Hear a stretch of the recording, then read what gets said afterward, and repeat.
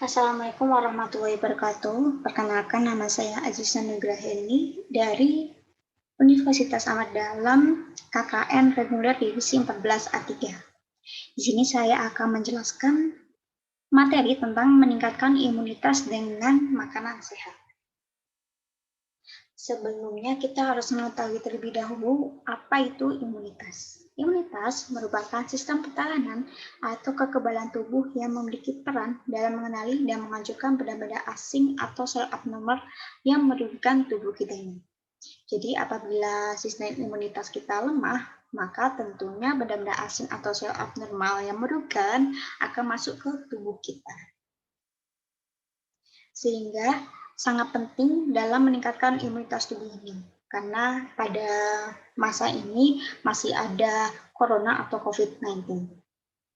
Apabila sistem imun kita menurun, maka penyakit ini akan dapat terserang kepada diri kita. Nah, untuk meningkatkan imunitas ini ada berbagai macam cara. Dan cara yang paling mudah ialah melalui makanan yang kita konsumsi.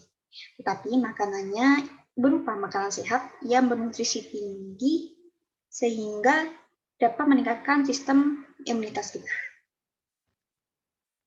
Kemudian makanan sehat itu yang seperti apa sih? Atau pola makanan sehat yang baik itu seperti apa?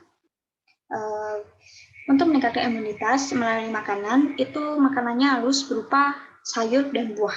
Tetapi sayur dan buahnya harus mengandung banyak vitamin. Selain itu makanannya harus diolah tanpa proses bakar-bakaran. Dan untuk proses memasaknya tanpa menggunakan minyak yang habis pakai berkali-kali. Kemudian tanpa banyak mengandung MSG atau micin, dan kita harus banyak mengonsumsi cukup air putih. Selanjutnya, sayur dan buah peningkat imunitas itu apa saja?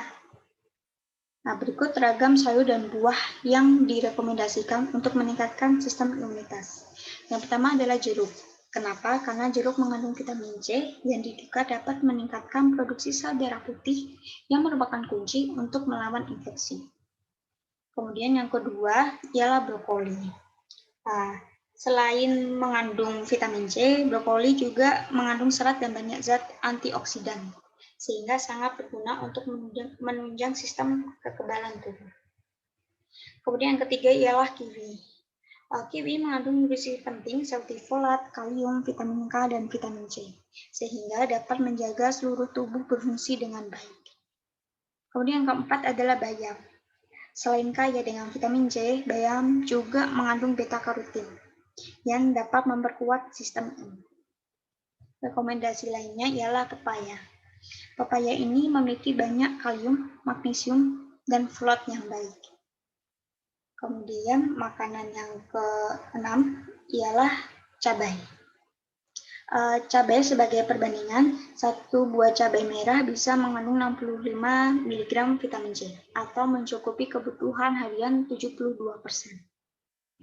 Kemudian rekomendasi yang ketujuh ialah jambu biji. Jambu biji mengandung 126 mg vitamin C atau mampu mencukupi kebutuhan harian 140%. Dan yang terakhir ialah stroberi. Tak hanya mengandung vitamin C, stroberi juga mengandung zat gizi lain yang bermanfaat untuk kesehatan, seperti mangan, flavonoid, folat, dan antioksidan. Kemudian tanpa pengolahan bakar-bakaran. Kenapa sih tidak boleh menggunakan proses bakar-bakaran? Karena apabila pada suhu tinggi, ini makanan itu akan berisiko kehilangan kandungan zat atau kandungan gizi pada makanan. Namun apabila suhunya tidak terlalu tinggi, maka makanan itu dimungkinkan tidak matang sempurna, sehingga cacing-cacing atau bakteri pada makanan tersebut masih tertinggal. Inilah bahayanya apabila pengolahan bakar-bakaran. Kemudian tidak dengan minyak habis pakai berkali-kali.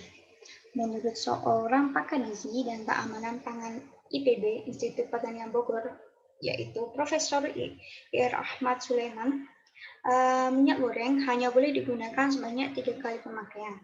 Karena apabila digunakan berkali-kali, minyak goreng akan menghasilkan racun yang berbahaya bagi tubuh. Kemudian makanan tanpa MSG atau micin. Sejumlah penelitian menyatakan bahwa glutamat pada MSG dosis tinggi dapat bertindak sebagai racun yang menyebabkan kerusakan sel saraf.